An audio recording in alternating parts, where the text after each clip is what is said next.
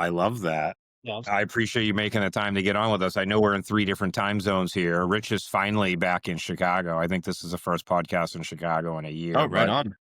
for anyone not familiar, we welcome Michael Janiak to the podcast today. And Michael is a partner and co-founder at Pattern, which is what I'm going to describe as a UX firm, primarily doing Shopify stuff. We had the privilege of collaborating on a Metallica project a few We years did. ago, which I love that. I do believe I came in like a wrecking ball in the beginning and was asking for my usual bit of FSDs and TSDs and any demandware people. That's functional specs and technical specs. And I remember when I was talking to you, Michael, and you were like, "Yeah, we don't have anything Like, like we'll that." just prototype it. Like, they'll figure it out, right? I think we ended up annotating stuff for you. I mean, we usually at least do that. Yeah.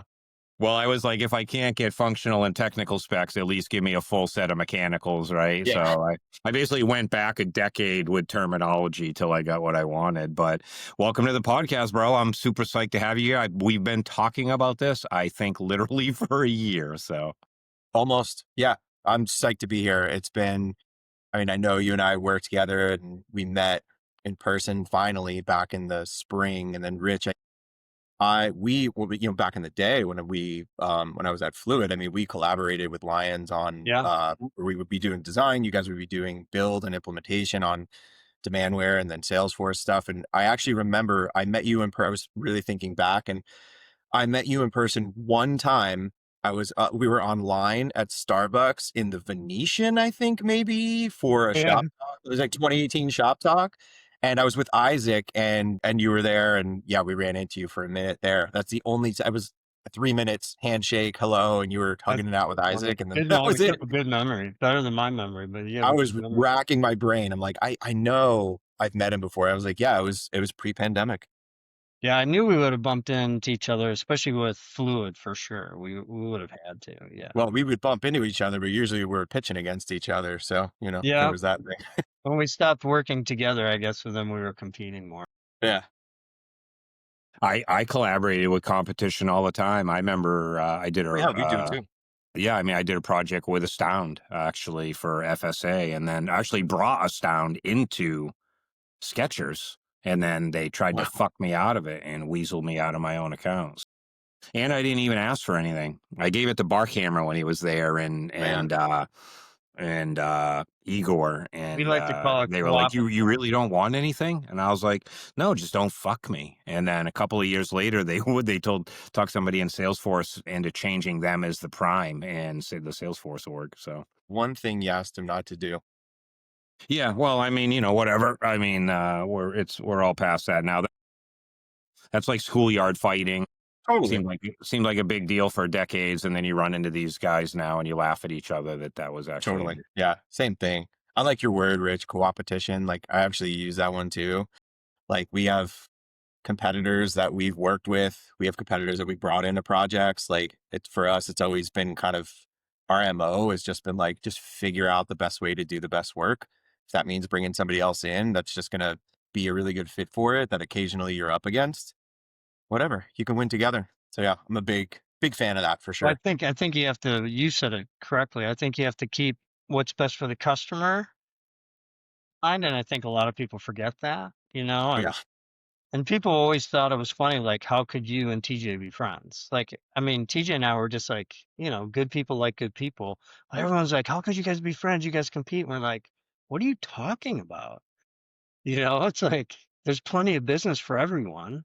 I oh my mean, gosh, I'm friends. I mean, like, we're friends with like Isaac and I. We've known the guys from Elva, who you yeah, guys probably know. yep. We've known them for years. Like, Isaac has known Mike Francis for a really long. They used to work together back in the live area days, and he introduced me to Mike. And we compete all the time. I mean, we compete like, they're very design focused. We're very design focused. We tend to be brought in a lot of the same opportunities, and we absolutely go head to head. And like, sometimes we'll know it, sometimes we don't. We'll find out they won something, we won something. We're like, oh, we were in that too. I just had dinner with Mike Francis like a couple weeks ago. It's great. Just like eating steak and drinking whiskey and just sharing war stories. And he lives like 10 miles from me, which is also kind of random and funny. yeah. But We'll, yeah, we'll, I mean, we'll relationships are everything in what we do, Yeah, honestly. 100%. I call those guys the twins. We'll come back to the twins and what's going on with them lately. There's Oh so yeah. much going on in the industry, quite frankly. But you mentioned live area. So let's just do a little history lesson for folks that may or may not know you. So I first heard of you when you were back at Fluid. So was that did you get your start at Fluid? Because I mean, we're dating ourselves now, but Yeah. Big Fluid time. was like a decade ago, a decade and a half. I mean, Fluid was a long time ago. It was a long time ago. Yeah. I mean, yeah, like my career is essentially like split in half as far as design goes, right? So I will absolutely date myself. And I graduated high school in 1998 and I graduated college in 2002. So that was like, honestly, just like early days of even like internet being widely available, right? And I had always been wanting to do things like, there's no way that I was going to go to college and be like a business major or something like that. Like I had like cracked versions of Photoshop, version 2, 3 back in the day, right? Like I was always just making stuff. I came up in high school in skateboarding and punk rock and surfing, and just back in the day those are all like weird alternative sports, right? And so those have like the aesthetics and the DIY kind of aspect, I just translated that into like, I'm going to make my own shit, right? I'm going to make my own stuff and I could do it by hand. Or now there's this insane thing where I can like scan a piece of paper and put it in Photoshop and then, do all that kind of stuff. So I just thought I'd go to college and do that, right? I'm like, just like, I'll design magazines and I'll design like logos for skate companies and stuff like that. And then in like, I guess it was like 2000 maybe, they offered a web design class and it was basically, they taught Dreamweaver. They taught, uh, so this is all Macromedia at the time, right? Dreamweaver, Fireworks, and Flash. And I got into that class and then I was like, whoa, whoa, whoa, whoa. I can do all this cool stuff, like this fucked up, weird stuff, and then I can make it move. I was like, sold, done. Like, it was like, when people talk about it, it's like, oh, that was like my drug. Like, that was it for me. And this is before there was no such thing as a UX designer. There's no such thing as UI. It was just like, you just thought of things and made things. And that's what it was. So Wild West, void of acronyms other than like traditional libraries, Absolutely. right? Like, I mean, total chaos in the best way. And from that, I came up and basically like the first 10 years, 9 years, whatever of my career, I was doing that for agencies. So I was working at agencies on the West Coast, mostly in Southern California, and out of New York and Philly, doing digital marketing, integrated campaigns, stuff like that. Just a lot of digital brand experience stuff like Flash microsites, all that stuff. And I really, really loved it.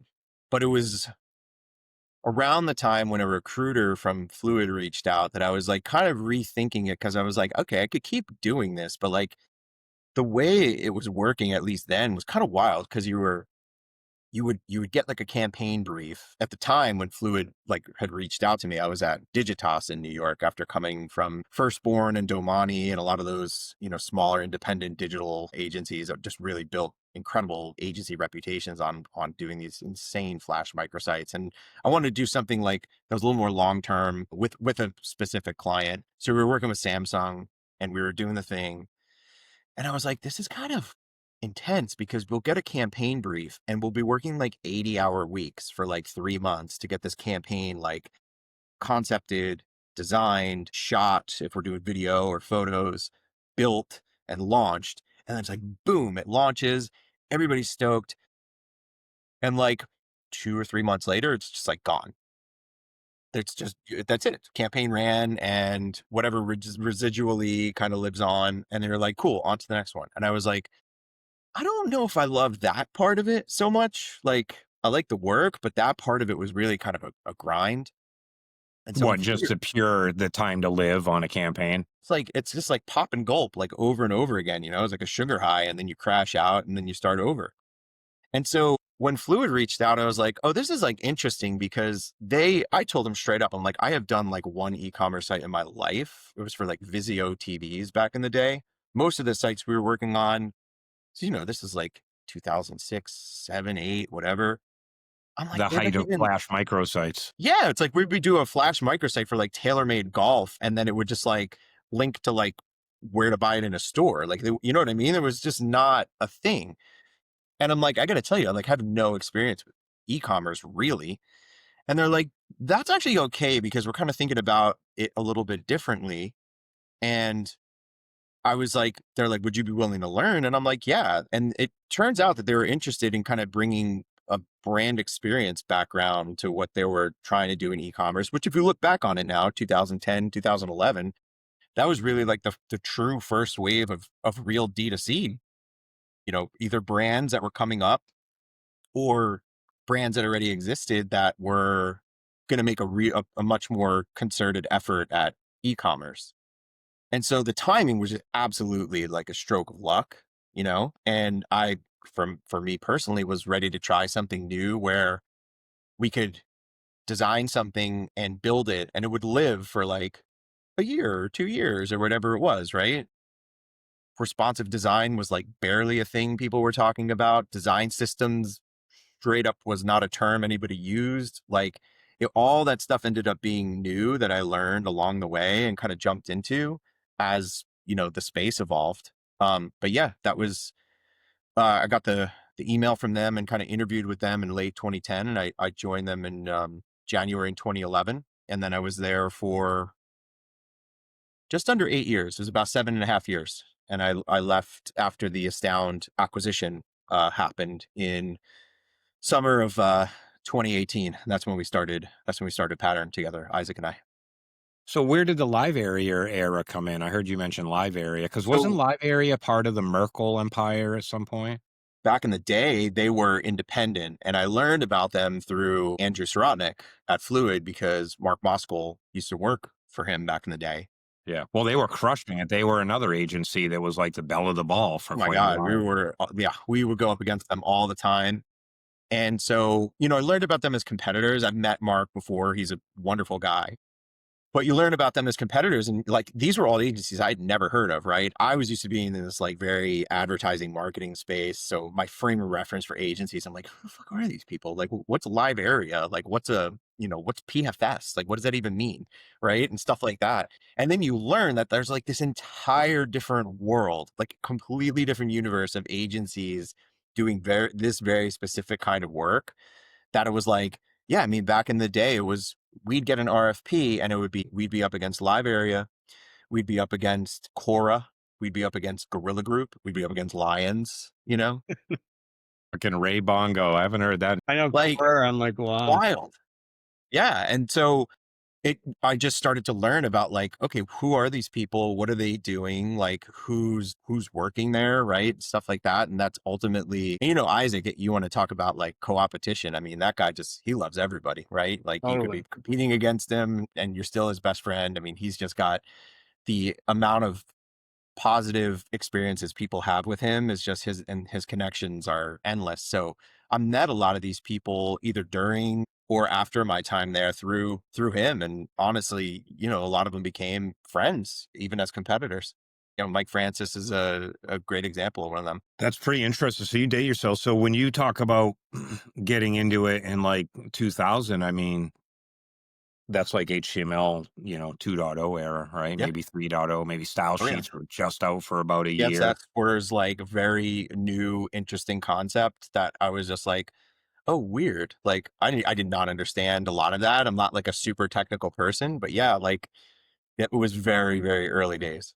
Well, then Dreamweaver was like the successor to like Macromedia Director, and Macromedia ends up buying the Alea Boys software, and they get Cold Fusion, and Adobe buys them. It's fine. So I was a Macromedia Director guy. I never got into Dreamweaver, but it kind of, that's funny. There's some names and terms I haven't heard in a long time. It's a totally different You era. Yeah, well, you got into e-commerce just as we at Pixel were doubling down on e-com. Like in 08, 09, we did the first responsive site on Demandware. And then we built the reference app. And then in 09, we put Echo on the reference app, Echo, the shoe company, Yeah, yeah. CCO. So it's kind of funny, some parallels there. Isaac, you want to talk about a gentle soul. I mean, Oh my he's gosh. just like the nicest dude ever. The best. So when did you start Pattern? What was the genesis of wanting to start your own agency? Because you had kind of been through the gamut, and dude, you're an owner operator now. It fucking sometimes isn't the best, right? 'Cause A little more That's fine, stress, you a know. little more. Clients and partners aren't always the best people to work with. I know we were tough. I would I not knew even put you guys in the tough bucket. You guys were, really. no, yeah, not at all. I think, I I always knew honestly, I after I look at sent what an we did. email in and you were like, "Hey, want to get on the phone?" I was like, "Okay, yeah, that's all right. We'll get on the No, I phone." mean, that was like, yeah, I mean, you're totally right about that. No, I think you guys were absolutely not tough to work with. And I mean, man, we won Webby. We swept the Webby category for what we launched and built. I mean, like that says something, I That's think. Yeah, legit. yeah. And how funny is, we'll come back to the pattern thing, but how funny is the AI movement and LLMs and this whole, which is a big prediction engine, and that Metallica has been on the forefront of content and commerce like Oh my gosh, forever, right? forever. And another brand that we've worked with that took it as serious was Orvis. But you want to talk about owning, in the AI space their brand. Like nobody can compete with them right now.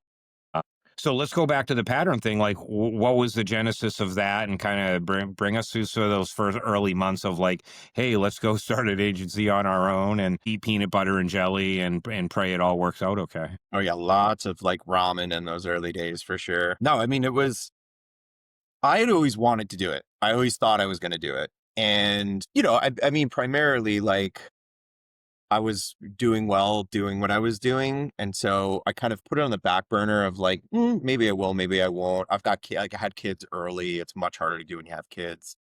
Isaac had left Fluid, I think in like 2015, 2016, but we were tight. So we stayed good friends. Like I was at his daughter's first birthday. I was at his housewarming party. Like he did a lot for me when I was moving from New York to San Francisco in 2013 to take over the Fluid design team out on the West Coast. And so we were just always tight.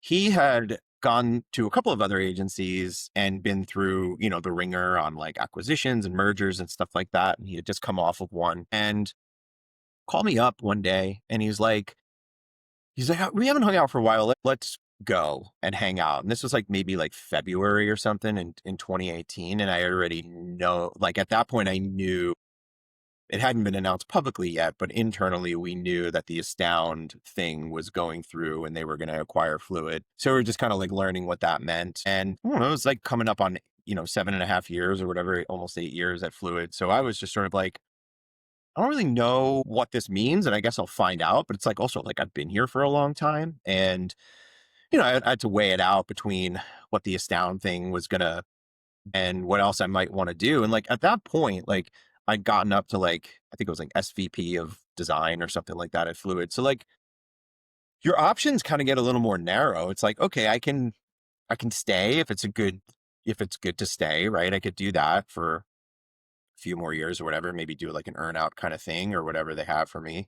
I can find another agency to help build and then they'll sell, or I can start my own thing. I mean, that's really it, like more or less what I can be doing at that point. And I'd always had the bug to try to do it. And when I met with Isaac, I was surprised because he was like, I'm super into this idea.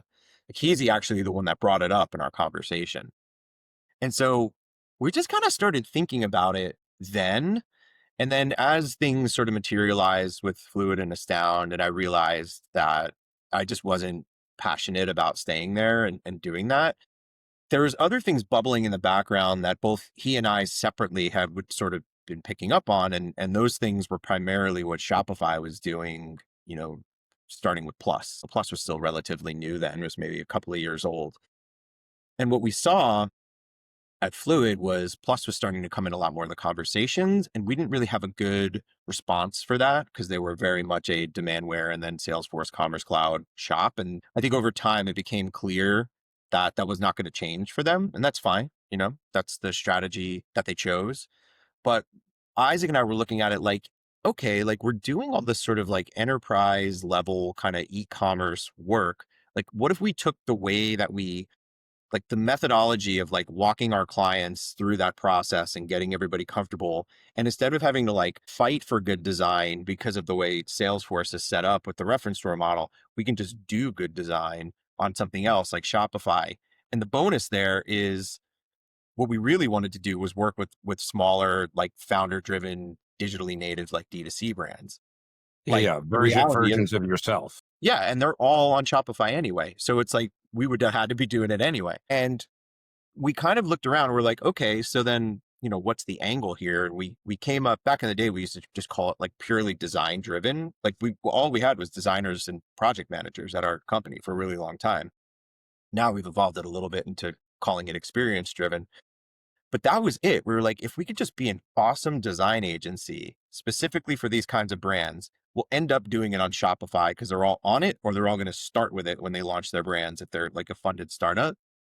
That's kind of where it all started. It was like that conversation. And then we evolved it into, I think the big other, maybe smarter, there were two other smart things that we did early on. I guess three. One was we didn't take any money from anybody. So that was one. Two was we kind of designed our culture like when it was just him and I, like sitting in at his kitchen table or whatever. We really, really spent a lot of time thinking about what kind of culture we wanted to build. And then the third one was really just explicitly starting with just design. And then we would just pull in partners to do development for a really long time.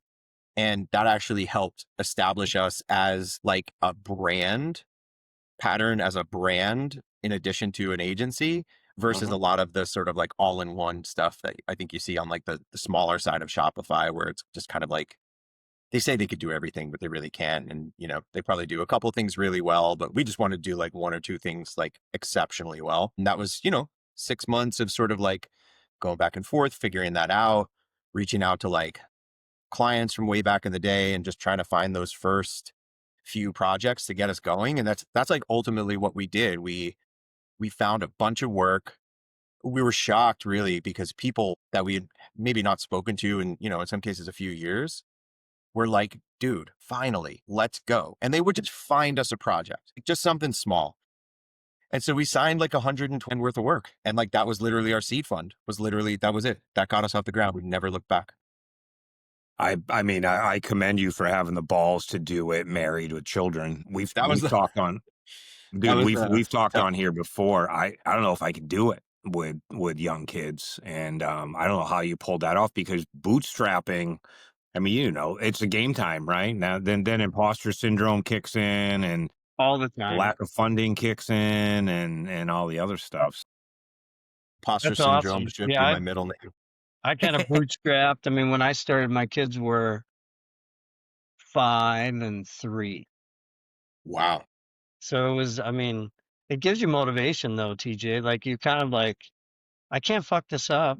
Like No. I gotta put food on the table. So it's kind of like Yeah. failure wasn't, even though sometimes you, of course, like you're saying, imposter syndrome, like, I don't know what the fuck I'm doing, but you don't act like that. You're like, nope, we got this. We can't fail. We can't.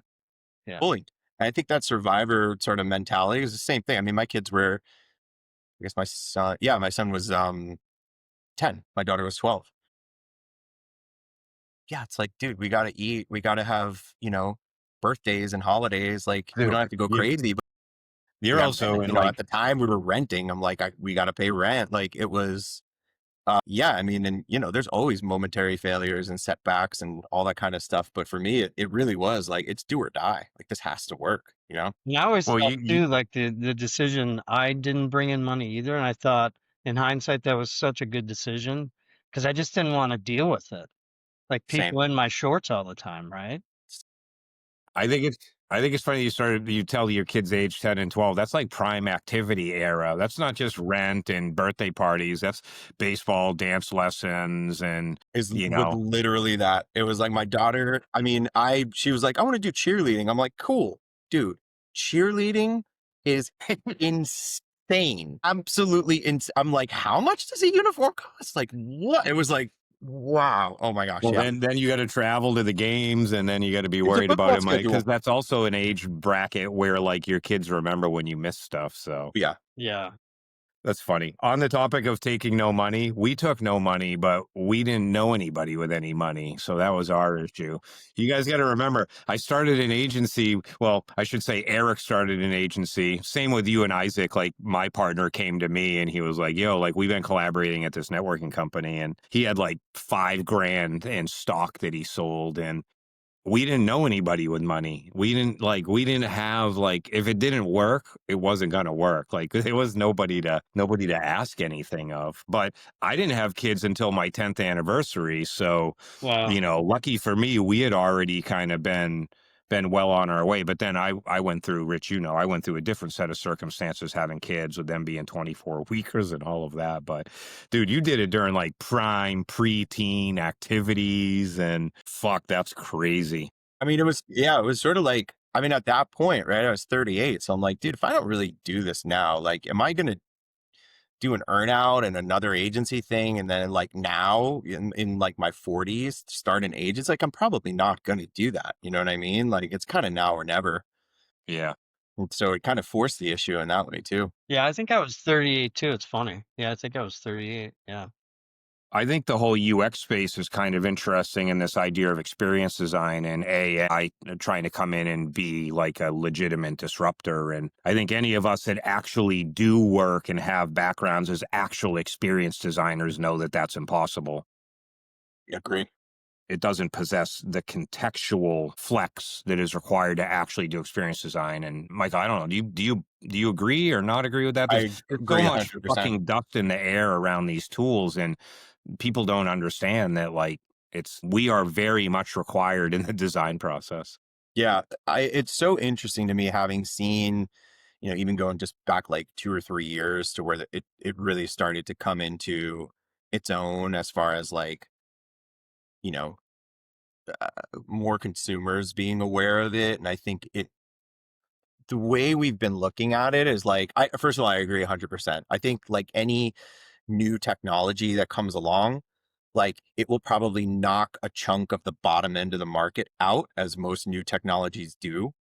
But when you talk about the kind of work that we do, which is like, there's very high stakes. It's this hybrid of like art and science kind of, right? There's a brand experience, an emotional feel to it. And then there's like the hard metrics around like user experience and functionality, and how that all comes together to drive outcomes that have very direct like economic consequences. Generative AI, like the more I love it. Like we use it in a lot of different ways at Pattern. We've integrated into some of our, like, we do most of our QA and like debugging with AI. We do even like some like automated unit testing type stuff. On the creative side, it's great for generating, we could plug so many like creative gaps asset wise. We work with a lot of brands whose like their brand identity's in flight or it's changing, and we have to like pre-visualize how they might do things in this new world we're designing for them. Automation on the workflow stuff, certainly, but like there, to me, is no way that generative AI is going to create the kinds of breakthroughs that our clients come to us for at any time soon. And there's the simple reason for it is because generative AI and these LLMs and all these models are trained on everything, right? And when you're trained on everything, it's a very similar concept of what we deal with, which is like best practices. So best practices are great. Like anyone can get them. You can go buy a Baymard study and see every best practice in your vertical or cross verticals. It will tell you exactly what to do for your thing to work for everybody. And what it does is it gets you a fairly average result. And that's fine. That's not even a knock. You know what I mean? Like you have to start somewhere. Baymard is worth every penny. Right. Yeah. Like It's what you do on top of it that matters. exactly. So for us, it's like, that's great. But for us, that's the starting point. That's not the destination. The starting point for us is best practices. And then we want to understand the delta between what are people doing on the site and the data. And then also like, where does the brand want to go and who do they want to talk to and how? And then how does that converge on like, a conversion point, right? AI is not capable of doing that in any meaningful way. If you ask AI to design you like, hey, design me a weather app, it's going to design you something that looks like the Apple weather app. And there's like a really good reason. It's because the Apple weather app is the platonic ideal of what a weather app should be. And everybody has copied it. So the AI models are trained on the copies of the copies of the copies, it's just derivatives of the best practice. It's the same for anything else. It is not ready. And I don't think is honestly going to be ready for a long time to do the kind of first principles reasoning that goes from like, a best practice 10% bump in conversion to like a 80% bump in conversion. It's not there. And as exciting as it is, I don't think it's getting there anytime soon. Well, I think it's never going to have what I would call contextual specificity, right? Not at all. So there's so many things in the kernels of the dialogue and the kernel of the metrics. Like none of the metrics actually give you the answer. Not at all. It's that fluid in between all the cracks and all the data and all the points. And again, it's context. I think we're going to see a whole transformation in AI. But I was curious to get your opinion because there's a lot of people talking about a lot of people doing cute little things on Instagram, and it's fun. I mean, it's a great distraction from whatever you should probably be doing in life, in your personal time. Well, but and with that though, it's as like designers, I should say. but that's a really good point to call out. If this stuff is really going to come and take our jobs tomorrow, why is OpenAI starting a social feed of generated video? You know what I mean? Like I really think that's almost a recognition on their part, or Facebook with their Meta, Gen AI version of Instagram or whatever. I just think there's a realization that it's really good at doing stuff like that and it's super fun. But that's about as good as it gets right now, other than some of the autofill stuff and, some of the other stuff like we're doing with, Claude Code, or I use ChatGPT for a lot of like competitive research. It's actually great for stuff like that. We could get reports from our Well, clients and get like, synthesize those, and it would take us 2 weeks to read them all. We can do it in 20 minutes and then really get into it. Right. But like beyond that, yeah, definitely. I think we're ways off.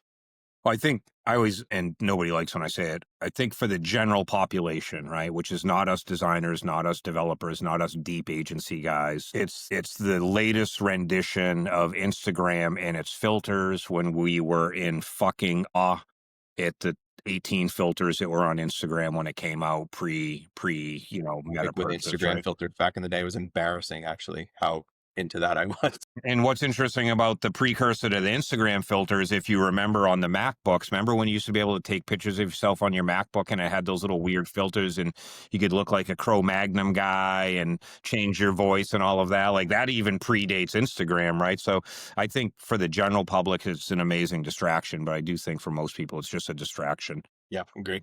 I don't think they're creating real value on it. I mean, the research Switching stuff topic, is phenomenal, like you were saying, Mike. I mean, the research. I mean, the amount of research you can do immediately. I mean, 100%. this doesn't have anything to do with design, but I mean, the fact that you could research a company, you could go research. I mean, think about putting together a pitch for a company. You can. I saw someone do some AI stuff for sales, right? And it was just like, hey, here's what we do. Upload it. Here's our presentation. Hey, here's a company we want to get into. Look at what we offer, and then look at what the CEO has said, look at annual reports, look at any videos out there, and come back and tell me how I should pitch my services, who I should pitch it to. And it's not perfect. Like the point is, but holy It's cow, to be 80. able to do that in 5 minutes versus hours of Yeah. scouring, I mean, it's Yeah. crazy. That's where we get the most value out of it. And we've done that for new business. And we've done that for even like actual client presentations where we're trying to pull out like very specific, there's something in between these things. Like what could it be? Pull that out. And then, yeah, you don't copy paste it. You sit there and think about it and figure out, all right, what's the angle, right? And then you can write to that, or you can make propose Well, a I think it's strategy based interesting on too, that. like what you were saying from a design perspective too. If it's just going to look at what has already been done, like where's the thinking? Like think about it. I think some of the best ideas we ever came up with were taking from a different industry, stealing a super good idea from a different industry, but applying it differently to this industry, which isn't going Literally, to happen, is exactly what you're saying. Yeah. yeah, we do the same thing. When we even like before we even pitch a client, we're just doing capabilities. We have a slide full of logos of all these, awesome brands that we've worked with. And I spend time on it. And I'm like, I'm not gonna like read you each one, right? But I want you to look at this in two ways, right? The diversity of industry aspect of that, where it's like, oh hey, you've got this thing where you've got a product that comes in a lot of colors. I guarantee you, we've solved that problem before for a beauty brand whose makeup or their blush or something like that, or their foundation comes in 72 shades to hit every kind of skin tone. Like we've probably solved that 10 different ways in the past few years. And but you're in the furniture industry. So we could take a learning from beauty and put it in furniture, right? I spend time talking about that because I think that's one of the most, it's a good like microcosm of some of the most valuable things you can get out of a good agency, which is the ability to see things elsewhere and apply them in a new way, maybe with a different twist or a different kind of strategy for a new consumer in a completely different context. That's one of my favorite things to do. Not to play on words, but to see the pattern. Yeah. Yes. There you go.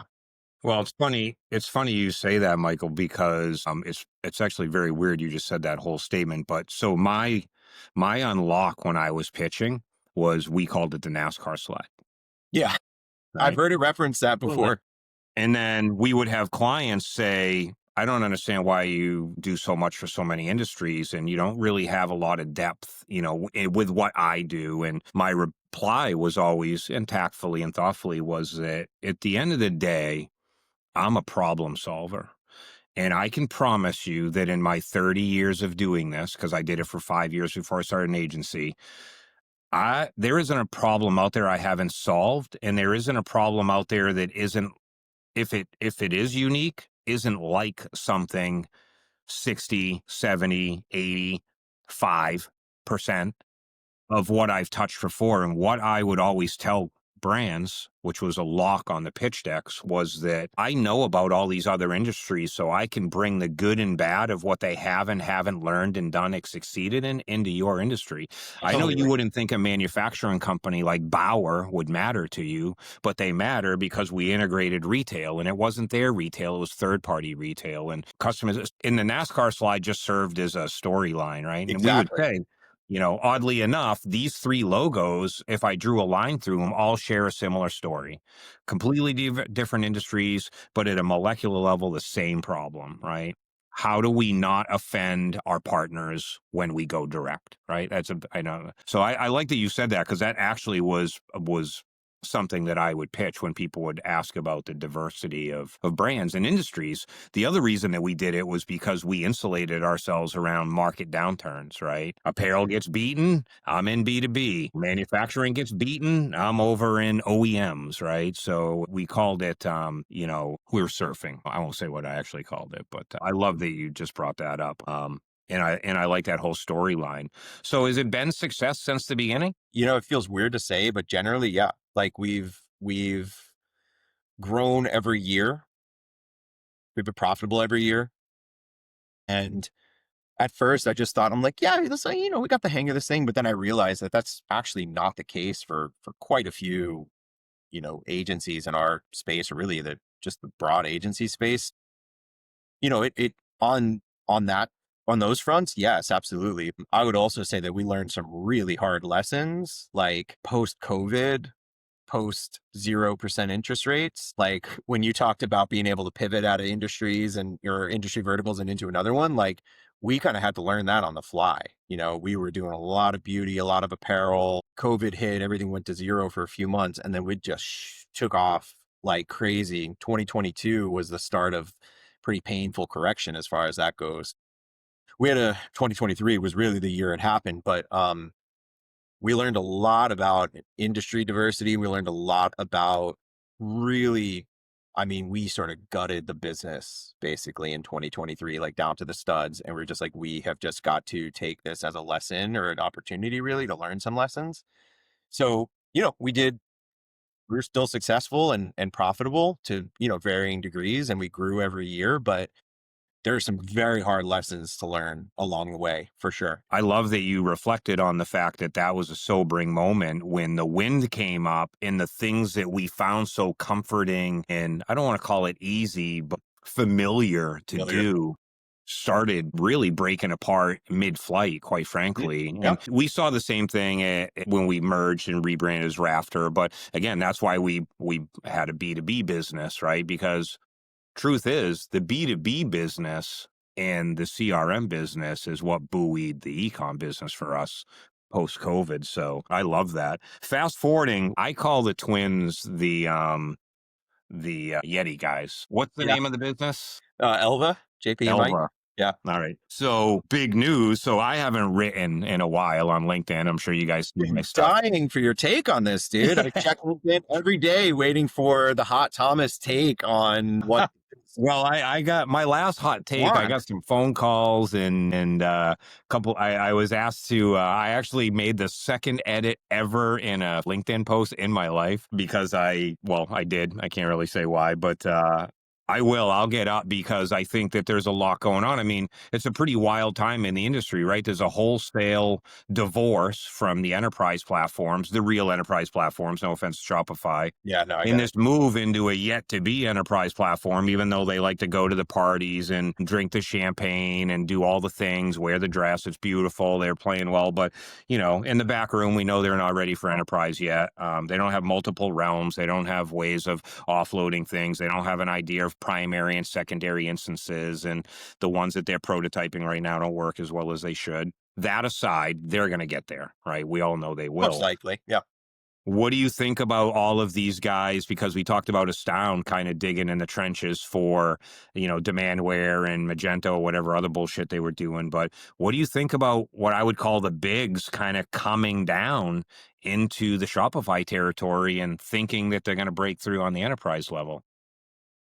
I mean, I think it's so interesting because you look at the past few years and yeah, you've got like, I would say the bigs in this instance would be like, it's probably started when Accenture bought the stable, right? That was probably when it kicked off. And that was a little bit of an anomaly, just because of the timing of that. But that was probably Yeah. the beginning of it where it was like, okay, And early, like they were the first to kind of really, yeah, yeah, pull the. really, really early. And that was like, we actually talked about that with like, some of our co-oppetition folks, like just sort of like got on the we actually would have a group of us that used to do these calls together, and it was some of the folks from eHouse and like Half Helix, and then some of the domain guys, and we would all just talk like every couple of months, like therapy, like founder therapy kind of. The We Make Websites guys, they got acquired, Tech Mahindra, right? And those are kind of like the early moves, and in some way, it's validating because you're like, okay, dude, we're on the right. To use a surfing analogy, like we're on the right wave here. Like it is some validation for that for sure. It 100%. honestly also, like, if I'm just being blunt, it creates opportunity for us because we can go after work that they can no longer go after a certain time. And it really did play out that way. I think watching Shopify kind of launch with some pretty aggressive fanfare into enterprise and then seeing Salesforce punch back, I think much harder than they thought Salesforce would. Seeing, my experience too, just being in some of these pitches is a lot of clients have a lot of sunk costs into Salesforce that even if it might be a really great move to go to Shopify for various aspects of the business, it is extremely hard to do that when you've pumped $7 or $8 million into the platform that you're on, right? In And the some cases, surrounding much more. infrastructure. Yeah. And so I think that's been harder for them. And I think part of what they're doing right now is sort of rethinking how they might go after enterprise. That's the feeling I get, is maybe the way that they've done it is not really aligned with how enterprise brands operate. And I think that's clear. That's been clear to me and a lot of other people who are kind of on the front line, so to speak, as, agency partners and implementation partners. But I think one thing that is true, and when you look at, the Third and Grove acquiring Elva, you have CQL came in and they've built a considerable Shopify business, and they just acquired, what was it, the Reese Reese. Group? Yeah. You start to see that our thesis like has been for a long time that design matters a whole lot more now than it used to. And that's not to the exclusion of great technology and great implementation. It's actually the requirement needs to be for great design. You need a great build and implementation, right? It's got to work. You can design something awesome, and if it's just implemented poorly, it will never get you what you want. But I think the thing that's changed so much and why you're starting to see these kinds of things with like Elva and the Reese Group is like they are more design centric, especially Elva. I don't know a ton about the Reese Group, but I mean, like surface level, they're more design or more experience centric, I would say. And when you look at the way that something like a Shopify or even like just the advent of like headless, right? So much of that is basically building a future where you're designing it first and then implementing it. Whereas with a lot of the older stuff, the technology was the differentiator. Like I remember pitching all these brands on demandware back in the day, and it was like, you have to get like, you got to be on demandware. Like that's the thing. It's going to make you faster. It's going to make you more nimble. Like it's more stable. It's easier, blah, blah, blah, blah, blah.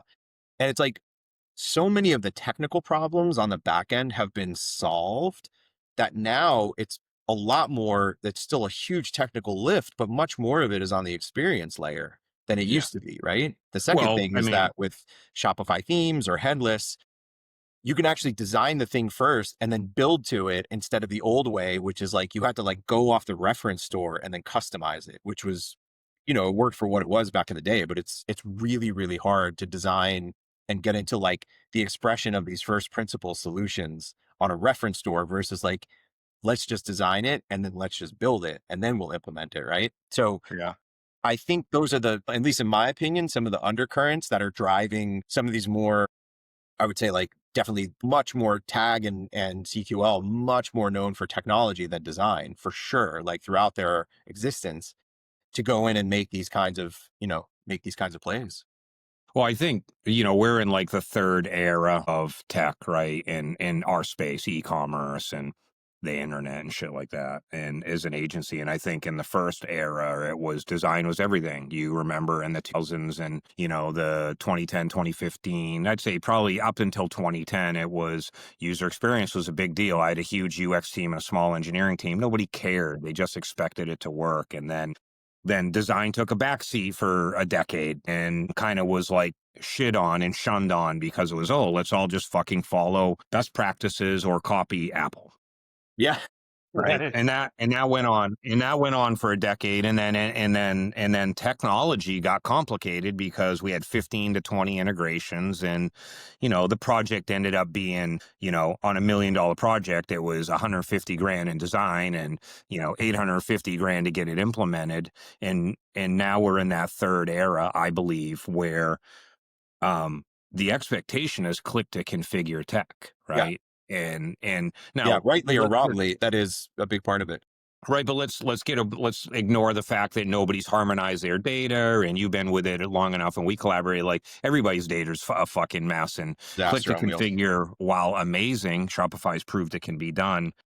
Shopify only cares about transactions and the buy button and the PDP. They don't care about content. They just care about commerce, and they don't care about the data, the real company data and the customer data. They care about the PDP. I'm paraphrasing, but I think what we're seeing is with the click to configure expectations right now, design is. I think we're coming back into an era where this third generation is design is going to come back to the forefront, and I think that's going to be really interesting to see and interesting to play with because I think we're going to see UX be a little bit more important because you can't click to configure a good experience. And again, that contextual specificity when you're a designer and a technical architect and an experience architect is very, very different now than it even was 5 years ago because we actually have so much more data to kind of noodle through. We And have they're all so much hypotheses more. anyways, right? At Yeah. the I end mean, of we the have so day. much more data. And also like, if you really look at how much like consumer behavior has changed, like, we're talking about this time frame where like Facebook and Instagram, like Meta ads, right, came into being and are such a massive driver of like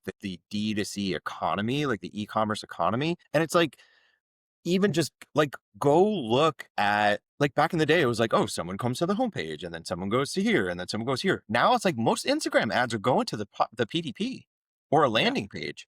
And it's Yeah. like, even with that, it's like just wrapping your head around that. Like one of the things that we do at Pattern is like we have almost like a manifesto that's like product page is a new homepage. Like you have a product page in and of itself has to do so much more than it used to. Before it was just like it was a transactional point. Now you might be tapping an ad from Instagram on your mobile phone that is part of an awareness campaign that goes to the PDP, and you've got to like, yeah, you've got to sell your product, super easy, right? Choose your colors, choose your size, add it to cart, whatever variants if you're subscribing. But then you also have to tell a brand story of what you stand for, why this is different, why it's better, why you should even care for more than 5 seconds.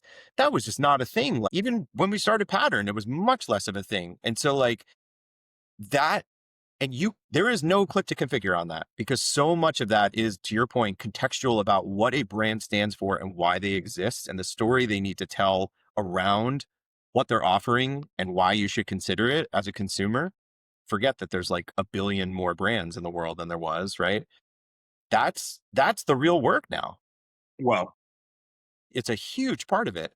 Well, it's another interesting thing when we talk about content being king again, right? Everybody's been shitting on content forever, and I Yeah, think you bring up an interesting point that every page is a landing page at some level if it's done the right way. absolutely. And honestly, your homepage, I think, is a landing page for the unaware and new visitor, right? I think the homepage is the casual surfer's landing page, right?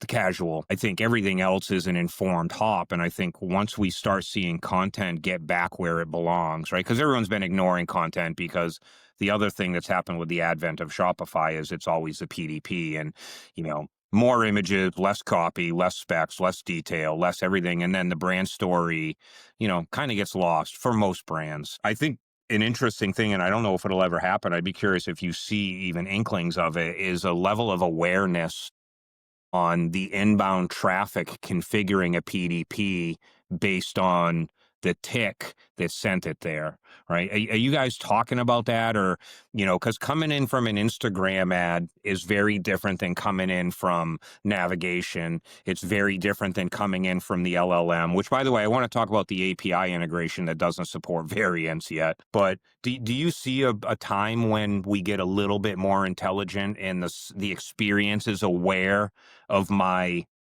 previous intent as I come in and assembles around the experience that I just came out of? I don't know if that Yeah, makes any sense. I actually do see that. And so one of the things I do think that is real with AI right now, we didn't touch on it before, is that the way that some of the partners are implementing it into their tools, specifically around like personalization.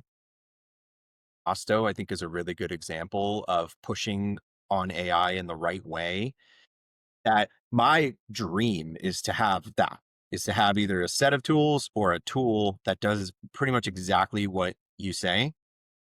And I think that's actually going to become real much closer, like much sooner than other things, just based on where some of these like third party kind of like tech partners are at with and what they're trying to do is, that concept of like one person, one site kind of thing. And where we have, so we actually are, I can't say what client it is, but we are just wrapping up a project with a client where we literally designed a site and a design system with an assumption that that would be real within a year or maybe a year and a half. And the whole strategy behind the site was literally that. It was the idea that you could take location data, past purchase data, if they have it or if they don't, right? Everything is sort of like an if then. So it's like, have you bought here before? If so, when was the last time you bought? Where are you coming in from? What season is it? What's, stuff like that. Are you, is this a first time purchase or not? Did you come in Yeah, with social almost media? intent orchestration. Yeah, it's like all of that. And then basically not only because where we can get pretty close with that is sort of like serving up new content. But what we've pushed even further on is like, what if we actually just served up new UX? Like if somebody's coming back here for a totally repeat purchase that they're making every like say, let's say 6 to 8 months, like we can slim down the UX to get them that thing and then do other smart things to be able to maybe grow the cart value a little bit or recommend something that in a new category that's launched since they were last here to buy something, right? And that is what we're seeing a lot more of when we talk to our clients about crafting like scalable design systems. That's actually a lot more of what we're doing now with the assumption that it's going to be possible to some degree, like relatively soon. And I think once that cracks open, it's going to be amazing because the design challenges are going to be super interesting. But then I think going upstream, how do you create a brand identity that actually at its core can change like that? I think that's a super interesting question and goes against everything we know about creating brand identity, which is consistency and repetition and stuff like that. And then it's like flipping that on its head and being like, actually, it could be totally dynamic. It could be millions of different versions of this brand based on who's looking at it. Yeah, or permeations versus but permeations of a brand or perspectives. I would like to put one item at the top of your solve list, if you wouldn't mind, as you start to Sure. do this experience orchestration. I would please like somebody to stop popping up the fucking email sign up sheet, which isn't designed for mobile 90% of the time. And I think it's cute that you guys have all built in the 4-second delay before the close button shows up in a random spot. Like if we can maybe solve that problem, I would buy a lot more I stuff a just lot needed more to quicker. stop working because every time I try to talk a client out of it, they're like, yeah, but do you know what our sign up rates are on that? And I'm like, Yeah, that's your sign up rate, but the friction that is imparted after that sign up is ruthless. Like if you're going to send me an email and I go to the site, I don't want to see it, right? Especially if I'm on Instagram, like I clicked, you already have it. I mean, you've captured my info whether I want you to or not. That's another dirty little secret, but I love that whole idea. I'd love to have I would love to get a few of us to talk about the future of experience design, because I think that I still think we're doing things not terribly different than we did them 20 years ago. I And agree. I think that brands are making them look cooler, and there's a few little tricks you can pull off. But I still think fundamentally we haven't really broken through really truly creating experiences that are orchestrated on intent. And then that's a whole other question and a whole other dialogue. So. Dude, I love that little micro talk we just had, because that shit, I could talk about that for fucking days. Like Me that's too. the stuff that that's the stuff I dream about. Yeah, I obsess over that stuff. Um, and then the day that we can tie this into television, and I don't know why Apple nixed their Apple TV, because I've been dying to be able to just talk to my house and have things be on the TV so that I don't have to come into the basement and get on this laptop. Totally. But we're getting there. So let's switch topics a little bit. Elva gets Justin Edmond goes in and scoops up Elva. So Indeed. I know Justin. So I'm actually having lunch with Justin in a couple of weeks, but I Tell didn't him know if it about it till it happened. But Tag picking up Elva and him doing roll ups on his own. I mean, he's essentially a CMS guy trying to be a Shopify guy, right? seems to be the play. I've known Justin for a while, actually. We met early on when we started Pattern. I met him and No shit. I met him and his former partner, Tony, lives out here. And Tony was a partner in Tag for a while. I think he sold his share 5 years ago or something like that to Justin. But Tony owned the building and the workspace where we started Pattern, and we got friendly with him there. We actually did a project with those guys early on. It was one of our first Shopify Plus projects that we did. We did the design, they did the implementation. And so that's how we met Justin. So we've known him for a while. And yeah, they were definitely and are definitely well known. I would even say like in the enterprise, like as a CMS, like they're a Drupal shop at the end of the day and have been for a while. And it's worked really well for them. Well, I encouraged him not to get rid of it. And Yeah, no, I wouldn't either. I had a long talk with him about, I think that content in commerce has largely been ignored by most people. And I think you can look at the Orvises and our collaboration on Metallica. And I told him, don't sleep on that. And he's like, well, Shopify never, like, they don't care about content. I go, I know, buddy. It's not for Shopify to care about content. It's for the brands. Shopify shouldn't care about content. We don't want him in that game. But that's why we did what we did with you guys at Metallica. A lot of people don't know Metallica is now a composable site, right? Their imagery and is all off-prem, right? Everything. And all of their content is off-prem, right? So what do they have? They have a transaction engine that is highly customized, and it's much easier to change out your transaction engine than it is to change out 90,000 pieces of content and 150,000 images in 5 different sizes, right? Like people don't understand. And when I say content, I don't mean text. I mean all of that stuff. That's actually the chore in most of the brands, right? That's the nightmare. Switching out the transaction engine should never be a burden. And that was why we did what we did when we did the Metallica collaboration with you guys. Cause I said, hey, someday you may decide that you want a different transaction engine. They might go back to Homebrew, and everything's moved now. All their content is gone. All their imagery is gone. It's all centralized. They're fully composable.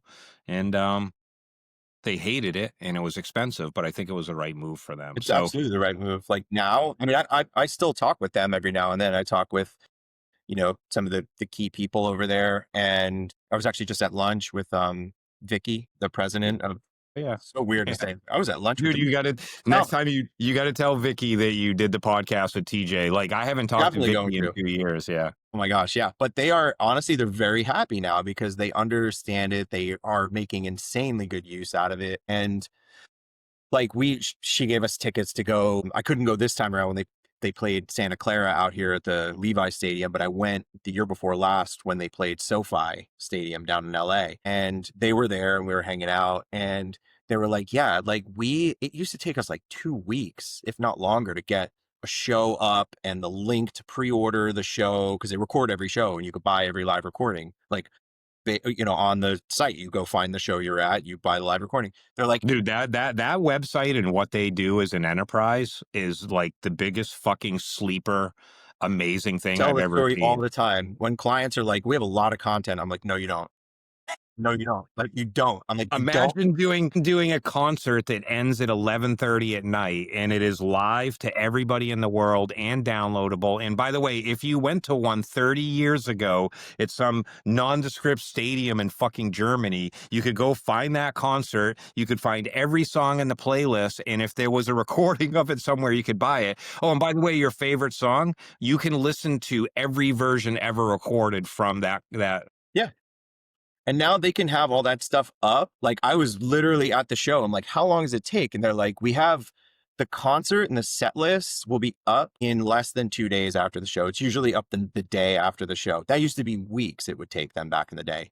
And then the pre-order is just there. And then the recordings have to obviously be like, mastered and mixed, but the recordings are mastered and mixed and they're usually available in 2 weeks. And so like the engine that they have is just absolutely insane. And it's one of my favorite case studies to tell a story about, because a lot of clients think they have a lot of content. And I'm like, I respect what you're saying, but like, if you want to talk about like, oh, we've solved this problem before, they have 44 years of content at this point. Like it's not even comparable. If we can handle that, we can handle what you've got going on. What I appreciate, and I talk about them quite a bit I still do some sort of on the down low consulting, but what I talk to people about is the curation that they're dedicated to, that it isn't enough for a brand to have a lot of content. It's the special sauce is for a brand to keep the content updated and fresh. We do these massive migrations and then they're like, whoo, and no one wants to touch anything for 9 months. These guys don't do that. Like every week something's going up. And I think it's the curation that amazes me of what they do. And yes, they sell apparel and, they get a 14-to-1 return on all their ad spends, regardless of the platform. But what they're doing is amazing. Back onto the content thing, Tag, Justin, and the Elva guys. I don't know why I can't remember the name all the time. I call them the whatever. What are your thoughts on that? Like, is that a good marriage? Because I know them both, but I know the boys because of Paul Zengel. I usually only see him between like 11 p.m. and 2 a.m. It's funny because that's usually when I see him too, outside of maybe like, a Shopify partner event or something like that. But I think if you're going to make a go of it now, like you've got to be looking at an agency like theirs. I think at this, like for, as an example, right, for Tag, they are a fairly mature business. They've been around for a while. They have I know what universe their revenue is in, right? Right. Correct. I know what universe Elva's revenue is in. It is exceptionally difficult as you grow and become really good at a thing to essentially start a new division that's as good as other people that have been doing that thing for, I think Elva's been doing it a little longer than we have, maybe 8 years or something like that. So at a certain point, you got to be looking at an acquisition to do that. And otherwise your timeline stretches out considerably if you're going to start to try to like build on an experienced team or a strategy and experienced design team. The muscle memory of the organization just isn't there to do it. Well, you got no experience to draw from. Like Exactly. That's the worst part, right? You're making it up. Acquiring it makes a ton of sense. Now, the integration is a whole different story, right? We could probably spend a ton of time on that. But I think if you're just looking at it as like strategically, does it make sense? It does, because there's not a whole lot of that really to even look at acquiring of the like when you're talking about the caliber of brands that they work with, where they've come from, and they're really, really, I mean, those guys know what they're doing when it comes to this kind of stuff. Not a whole lot of that even in the market really to look at if you were going to Yeah. acquire. Well, I agree. Justin's coming up. We're going to have lunch in a couple of weeks.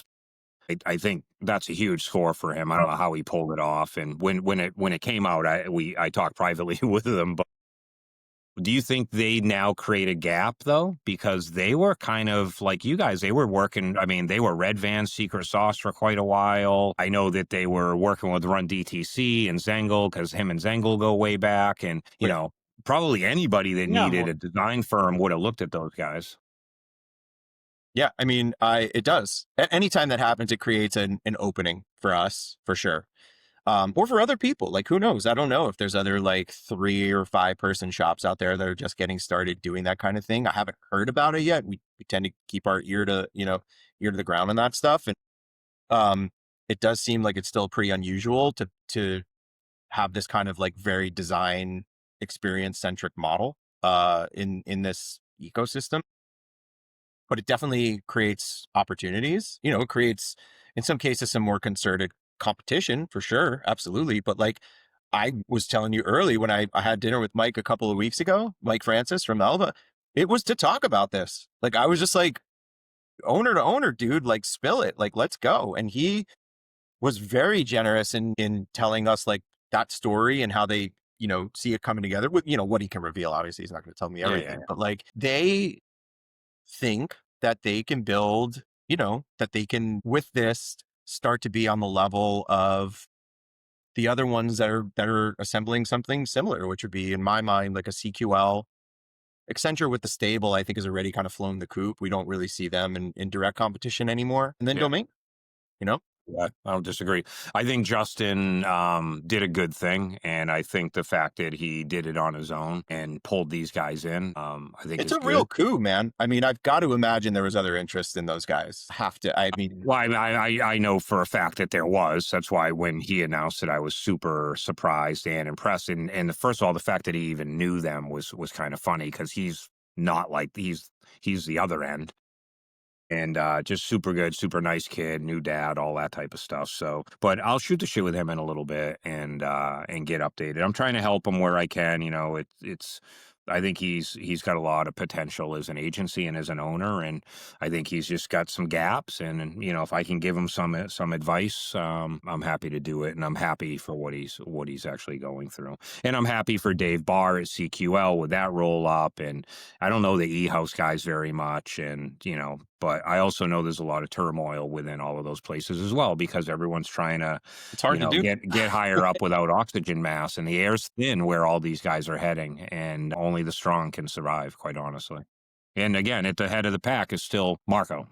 Whether anybody agrees or disagrees, Marco is the mile marker that everyone else is sprinting towards right now. So Yeah, for sure. and there's room for everybody, just so that you hear from me. There definitely is. There's a lot more room. And I think as this stuff happens, it's going to become clear what some of these strategies are. Like we all look at it in the context of like Shopify and enterprise and stuff like that. I think there's a lot of other plays to be made, to be honest. Like, yeah. Yeah. Well, it's a topic for another day. Yeah. Michael, I appreciate all of this depth and dialogue. I mean, switching topics for a minute, anything you want to ask Rich and I about? I mean, we basically chewed up this entire session like waxing poetic. By the way, I love that you're a UX guy and a design guy because we've yet to have one on besides Marco. But anything you want to ping us with or anything burning?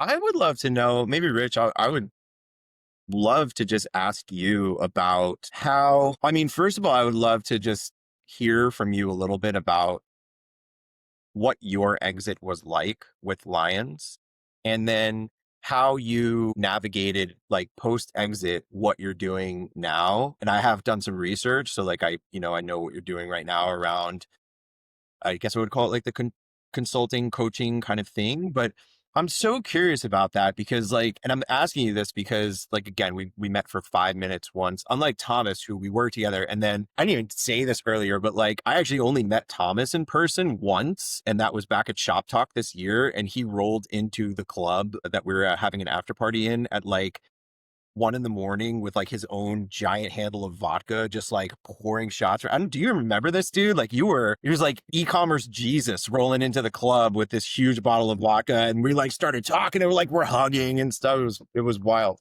But I don't have that with you, Rich. So I want to learn from you. I want to hear from you about, I would love to know even like, I mean, if you can share it, just maybe some of the details about what it looked like for you guys to get acquired at your size. You know, Yeah. that was considerable. You guys had grown considerably, and what that looked like to sort of like have that go through kind of like, you know, your transition out of that, and then how you landed on what you're doing now, I Yeah. think is super, super interesting. I'd Well, that's a love great to learn a little question. bit more about that.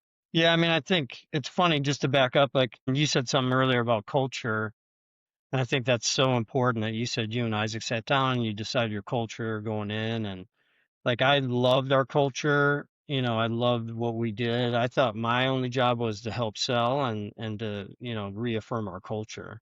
And that's what, you know, I did at Lions. And I never planned to sell. Like I tell people this and some of them believe me, some of them don't, but I never really did. I mean, I wasn't the serial entrepreneur. I just wanted to turn it over. Like I love what we built and we had great clients, and you know how it is. You have great clients and great employees and great partners, and why would I sell? I built kind of my dream. I literally have built my dream. And kind of like your family, right? You build your own family. And so the market pivoted, obviously, you know, Demandware got bought by Salesforce. They were about 80% of our business probably. And we did a little bit of Magento, which got bought by Adobe, a little bit of Hybris got bought by SAP, but the big one was obviously Salesforce buys Demandware. And I went to the Partner Executive Summit. Remember they used to have those things? I mean, TJ, you remember them, like down in Monarch and at the Monarch or whatever in California. And it's the craziest story, but I remember being in that, you know, we were their partner of the year, whatever, delivery partner of the year. We did 40% of their business worldwide. You know, we had opened London, and they said to me, like, I'm in this meeting, and you know, I've known these guys since '05. We launched our first site, and they are like, hey, we're going to have to start giving more business to Accenture. And, you know, Jesus. and this is in our meeting. Like, this is my meeting with them. And, you know, and Deloitte and PwC and whatever, but the Accenture was the big one. They're like, listen, Accenture does $1 billion with a B of services in Salesforce. And here I am, we're just, you know, tipping 50 million, right? And they're like $1 billion, right? But I was pissed. I mean, if you asked them about that meeting, like I was a dick. I was like, why don't you fuck off? Like I was really upset in the moment because I'm like, I was literally like, you have 60, like if we're doing 40%, you have 60% over here. Like, why do you have to come in and tell me you're going to kind of fuck with our business? Like we grew with you from the beginning, Yeah. from the beginning. I'd be pissed too if I heard that. I'm not going to lie. And so and they're like, well, we want to be the next $1 billion cloud and Salesforce. I'm like, I don't fucking care. Like we can all grow together.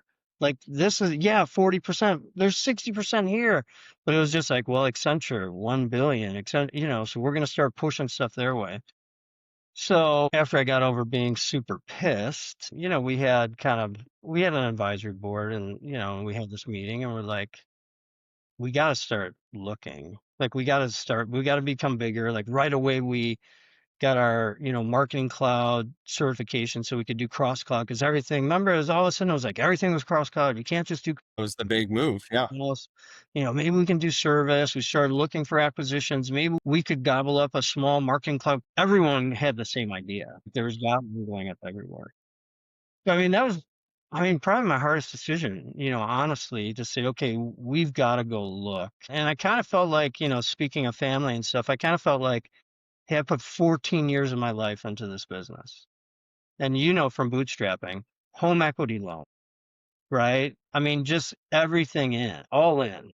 Yeah. Signing all this stuff from the bank that basically makes you personally responsible if you're taking a Yeah. line of credit out and all that stuff. It's But scary. people don't want to talk about that, right? They just see the end, but they don't know the beginning where, you know, Dave and I are running to the mail every day, seeing if we got a check because we need to make payroll tomorrow.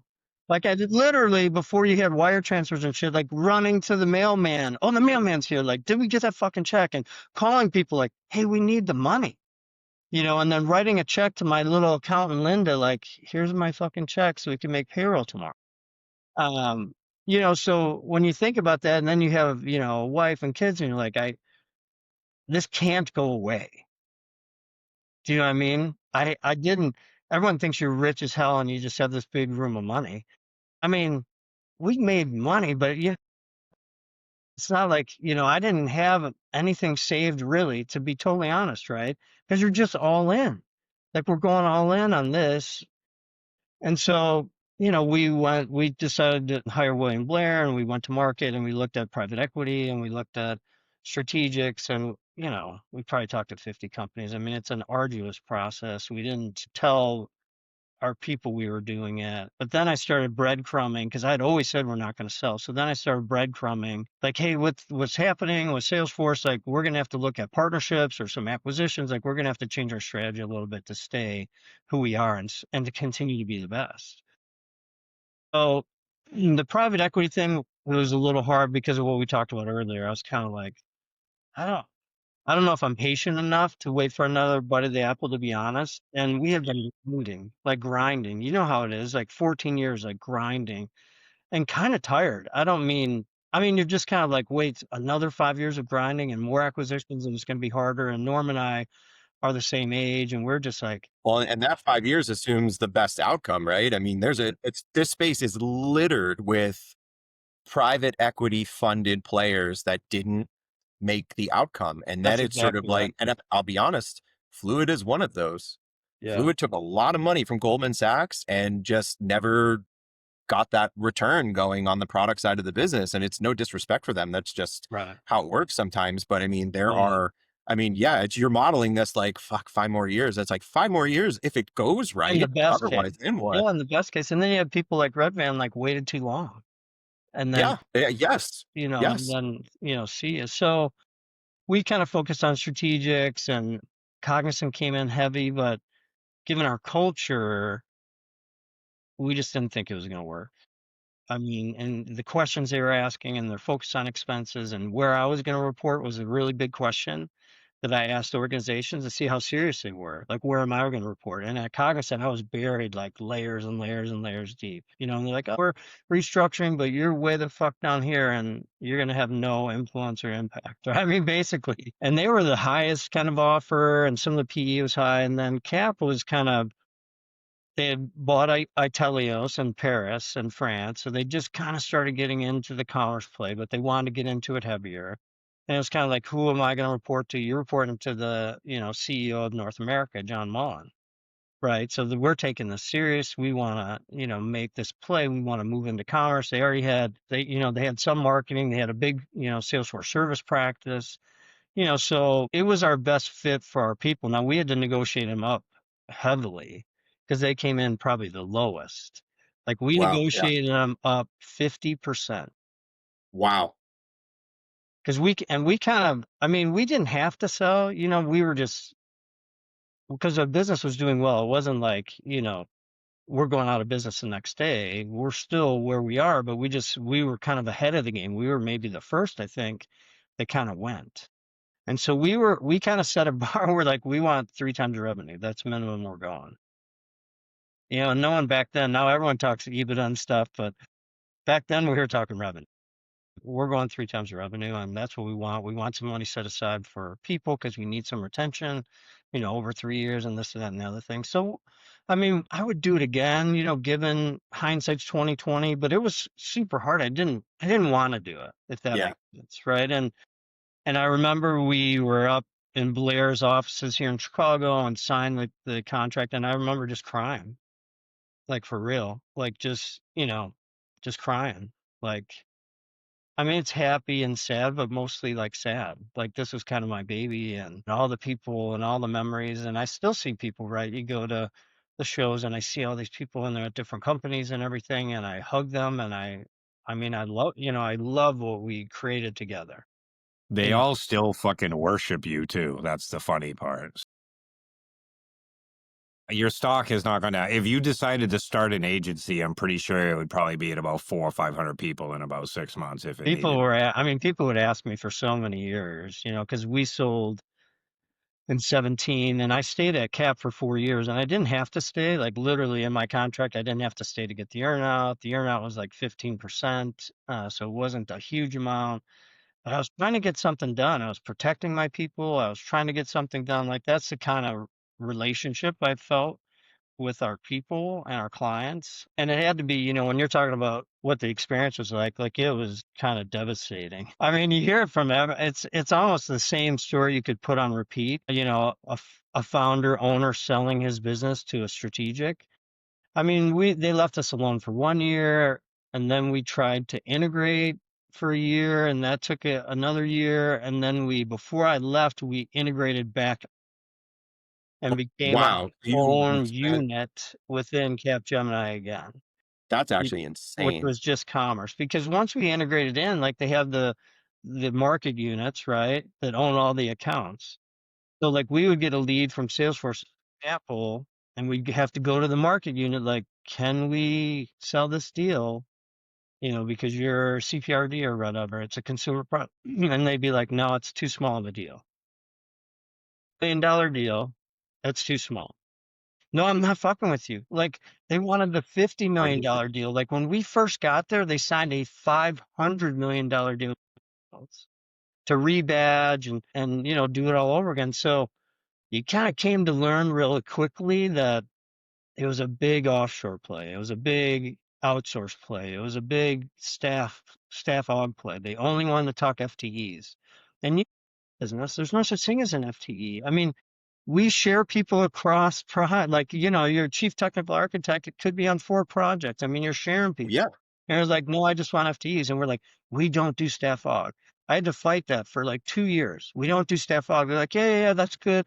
But when can he be on site for 40 hours a week, for a year? I'm like, we don't do staff aug. Like, so anyway, I mean, a long story. I mean, I think I had registered like the life of sales. I should say I bought it like over 20 years ago. So I had this idea, how important sales is, and sales is service, and sales is about relationship, and everyone sells. Like you have kids, you have a wife. I mean, selling your kids on their potential, selling on stuff all the time. So I just had this idea, like I'm going to write this book, but it was like 20 years ago, And so I had in my mind how important sales was and doing that. And then I had done, throughout I had a coach, and I remember when my wife first recommended, like, hey, let's go do premarital counseling and go see, a therapist. I was like, are you fucking kidding me? Like, this is in 1990. No, I'm not even kidding. Like 1990, like there had to be something wrong with you to think about doing. At least that was my belief system growing up. But it's true. Back then, I mean, it's changed so much, but yeah. Now everyone has coaches and stuff, but I mean, so I had a coach and I had to get out of my own way. I mean, the book I wrote, Life of Sales, is about my journey. And then I'm in the process of writing another book about culture, like how important culture is, but that it comes from inside. Like when you're saying you and Isaac sat down and decided the culture, like you have to live it. Like you can't it's not just words on a page where here's our culture, because so many Definitely. people try to do that, but you have to be the culture. Yeah. We like literally, I mean, we made our like a slide deck about our culture and like what we wanted to be. And one of the things we put in it was like, culture. A lot of people get perks confused with culture. It's like, oh, we've got like beer pong tables and like kombucha or whatever. It's like, dude, culture, that's not culture. Like culture is the shit that actually happens when you're not there. That's Right. the culture of the place. And Right. so we were really intent on like designing it the right way. We obsessed over it. I mean, I would So love to read that important. I mean, when but it I comes mean, out. I thought being stoic was the right thing. Then you get married, and then I had 2 daughters, and then that doesn't work for shit. Like I had to learn about feelings really quickly: fear, hurt, anger, sadness, joy, and become way more expressive than I ever thought I was ever going to be. So I think part of the coaching thing is that, because I mean, I needed a lot of coaching. I needed to grow myself a lot I was an engineer, undergraduate engineer, right? And I just was rational thinker, keep everything in this box, keep it controlled, like just lock everything down. But gosh, it doesn't work, right? And ultimately, like you were talking about it earlier, it's about service. It's about relationships. It's about talking to people, and just getting myself more, because I was definitely, you know, I didn't really want to be around people. I mean, I've changed a lot, but I mean, I was kind of shy and everything. And, so to just be like, well, if you're not talking to people, I mean, life's not that fun, right? So, I mean, just getting out there. So I think my pivot came based more on me and what I went through. And I mean, I went through a lot of coaching and a lot of social emotional intelligence work and a ton of trainings. And I was just gobbling up as much as I could because felt like I was kind of, even with my kids, like I didn't want to be this robot that had no feelings. And I saw it when my kids were young. They just saw dad has no fear. Dad's not afraid of anything. Dad can handle everything. And for me to start talking with them and saying that, no, I am afraid. Like I'm afraid all the time. And I got my feelings hurt today, right? And I got angry today. Like just so they kind of understood and normalized that feelings are good. I mean, there's not a bad feeling. It's just life, right? So, that's a long answer, I think, to your question, but it was kind of, if I could help other people, because if I want to leverage kind of my impact on people, if I can hit leaders because they're leading people and they're leading companies, then I can leverage my impact, creating more socially and emotionally intelligent leaders, creating transformational leaders, creating people that care, and care Rich, ultimately Rich, about their customers. Rich, on the backside of that though, but you didn't take a break. You literally left CAP and were immediately in board roles, advisory roles, writing your book and speaking, right? You kind of did all four things that you actually haven't had any real downtime I didn't per really se. take a sabbatical yet, even because CAP, I mean, that's a different story for a different time. But I'm on day 68 of my sabbatical, in case anybody's curious. Got like a no, calendar just CAP, like the marking day off days. before my last day, CAP still hadn't made an announcement and nothing, no plan. So like the day before, like tomorrow's my last day, and they're like, okay, we don't do this, but we'll put you on part-time. So they gave me this part-time contract for like 8 hours a week just to help with transition for like 4 months. So and then in that contract, I could be on board. So I never really took a break. I was still working on CAP, trying to help with transition. And then I jumped on some boards. Like I jumped on, Dylan's board and started doing the board stuff. So I mean, you're braver than I am, TJ, because people told me like you should just take a sabbatical and go think about what you want to do. It was kind of too late for me. I was like, I'm already part-time here. I'm already on these boards. I'm gonna get this fucking book started.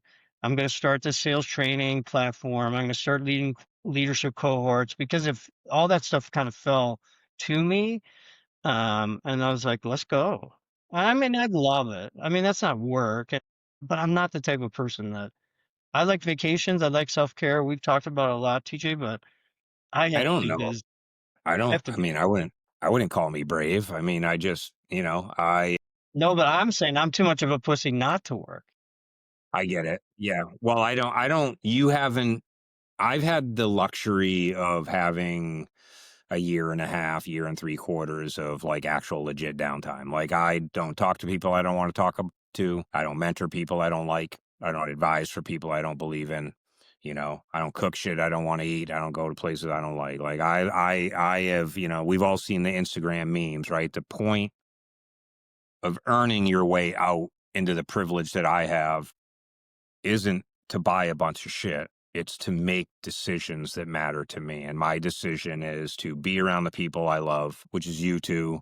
Michael saw me in a very exposed, friendly way at Shop Talk.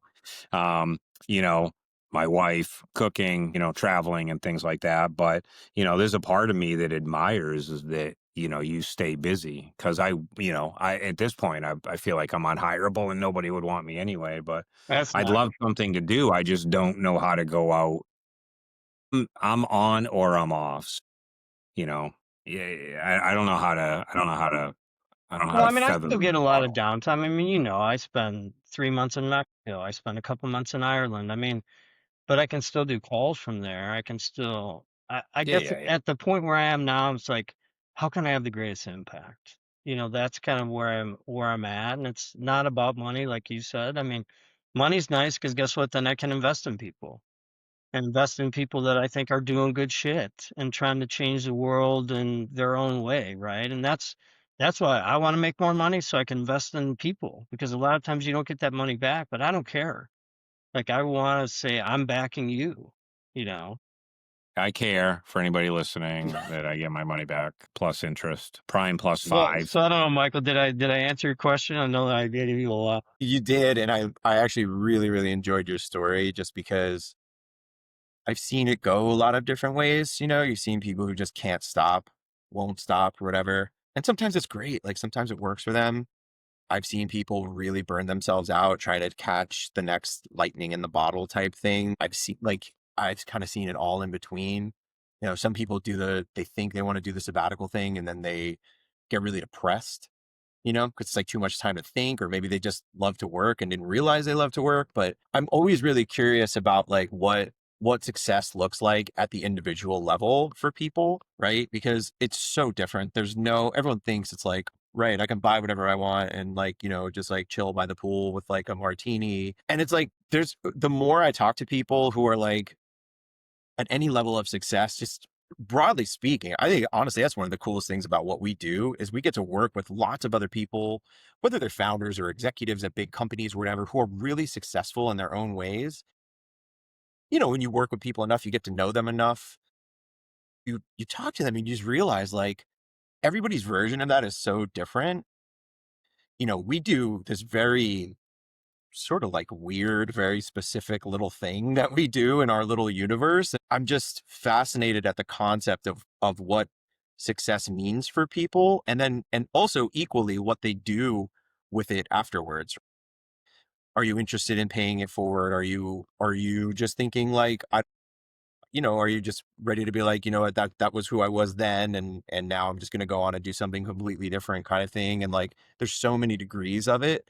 Like, yeah, I love these kinds of conversations because it's eye opening to me. Like, I have my own ideas of what I might do someday. Sometimes I'm just like, yeah, but would I really do that? Like, I don't know. I've worked nonstop without a sabbatical for like 23 years at this point. The longest vacation I've ever taken is probably 12 days, something like Yeah, that. So like, that was me. there's some allure to like being like, yeah, dude, I'm going to take a year off at some point. Right. But then part of me is like, I think I might go nuts personally. I Yeah, think I but might actually go crazy. no, but so real quick, the first 3 months on my sabbatical, by the way, I had no plan. Like none, on purpose. Like I've had no plan since I left on purpose. The first 3 months was great. It was the longest amount of time I'd ever taken off in my life outside of being fired, in my early 20s. And that was awesome. And then I was alone by myself to think and wonder and wish, and was it a fluke, and was it a lottery ticket, and did I deserve the role I had, and could I do it again? The second 3 months was ruthless to me. I'm not going to say it nearly killed me, but like it was bad. And then at about 6.5 months, I kind of had a breakthrough and I sort of settled in. And now when I say bad, I'm talking even while we were doing the podcast, it was actually, I don't know if we started it yet, like unemployed, plenty of cash, like no money worries, which for the record, I worry about every fucking minute of every day. That's a story for another day. I have more money than I've ever had, and I worry about it more than I ever have. But it wasn't until I got through the 6 month that I like literally kind of started to realize that like, okay, like I got to figure out who I am, right? I spent a lifetime working, having kids, raising my kids, getting my kids out into college, and like, what's next? And, I've learned a tremendous amount, which we haven't talked about here, but you have to muscle through the pain and the loneliness and the solitude and the what I am, because you have spent 30 years with a loving crutch by your side called Right. work and family and obligations. And until you distance yourself from one of those crutches, because family is family, you just don't know what's on the other side of it. Right.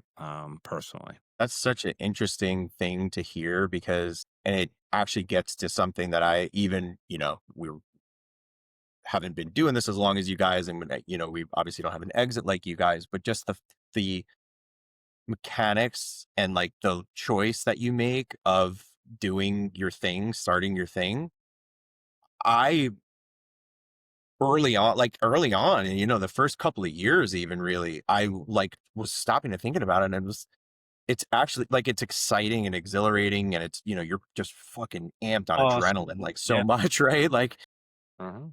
but it's isolating.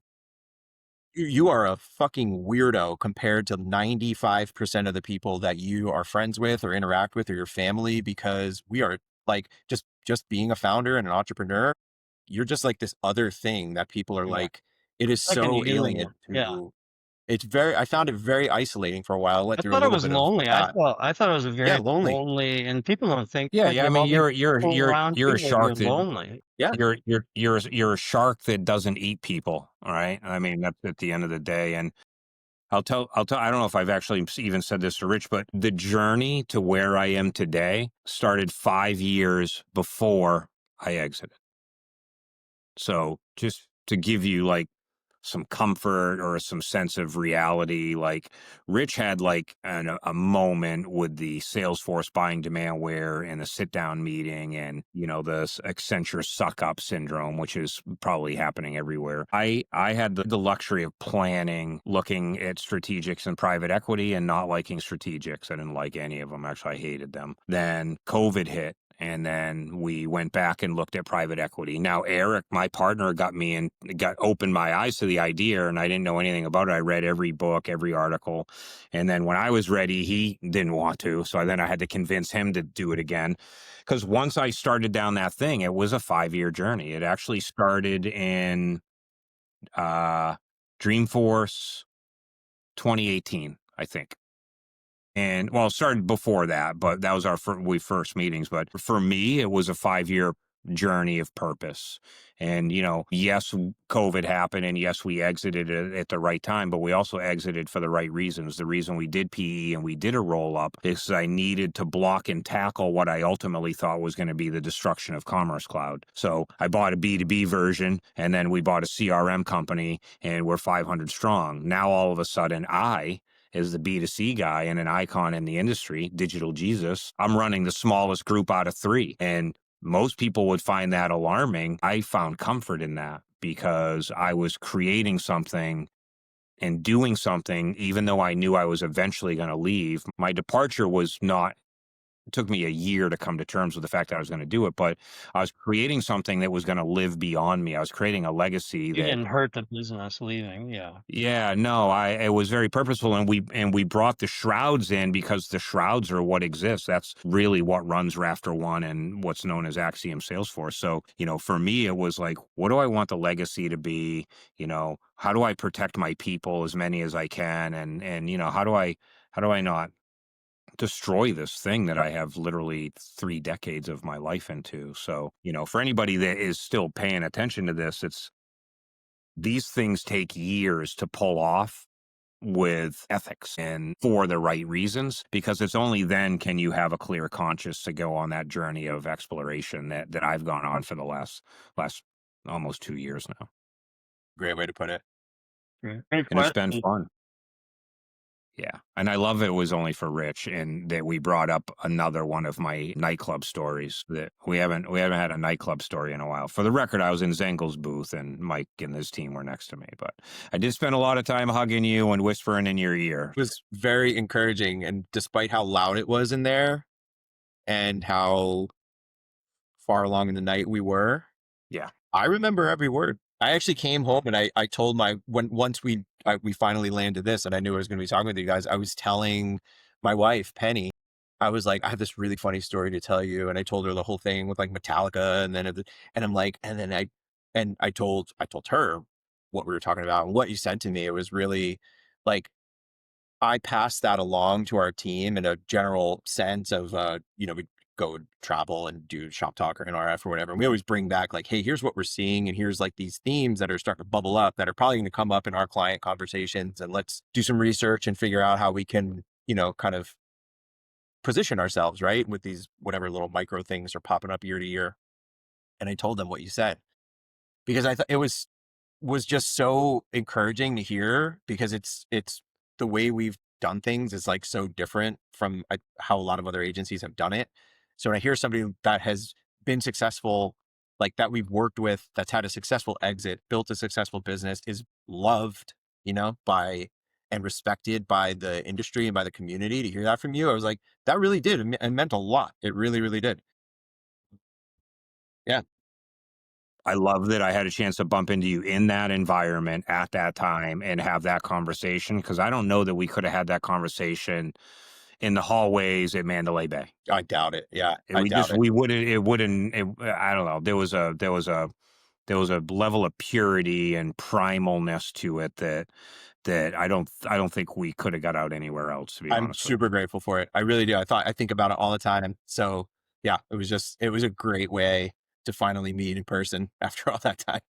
you. I know, and I was so psyched to see you sitting there next to Zengel too. And you guys had the two best booths, so you were right by. I like to be by the exit. Yeah, So. we camped out exactly. We camped out as a good corner. It's like you got the restrooms right there, exit right there. You can just bounce whenever. Yeah, it's good stuff. Perfect. Well, Michael, we have chewed up a significant amount of your morning, actually. You're West Coast, I'm East Coast, Rich is in the middle. I just want to say thank you, dude. It's been a labor of love trying to get you on here. It's a privilege to get a chance to talk to you. I love this entire dialogue. I can't wait to struggle in post-production and trying to write this up and put the chapters in, because we've literally covered everything that I love about business. Thank you. Thank you for taking the time. And Rich, as always, you're my ride or die, so. Thanks, brother. Thanks, Michael.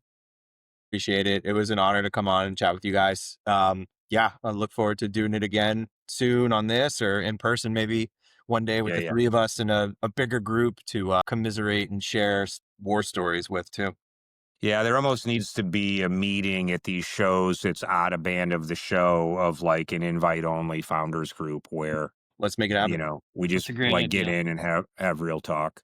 To anybody else that is still listening to this, it's deep into the podcast. Thank you for joining Rich Lyons and Mike Janiak and myself on another episode of Tea with Rich. And I hope everyone has a great day. Thank you and bye.